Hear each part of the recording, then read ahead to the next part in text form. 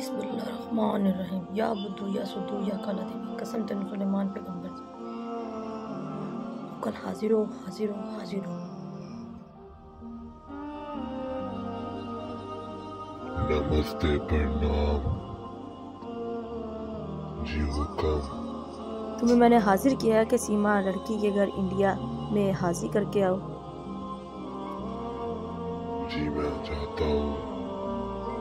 जी मैंने इसको एड्रेस दिखाया तो इंशाल्लाह ये भी चाहता है, अभी पता करके बताता है मुझे। इंतज़ार ना कर रही वो बहन भाई जो अपना कोई भी काम परी जिन्नात मुकल की हाजिरी से करवाना चाहते हैं वो लोग इस स्क्रीन पर दिए गए नंबर पर रब्ता कर सकते हैं।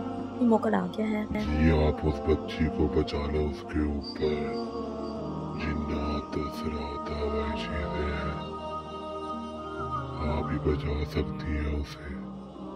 उसकी हालत बहुत नासाज है, उनके घर में असरात जिन्नात वगैरह का साया है जो उनकी जान भी ले सकती है। ठीक है आप जा सकते हैं।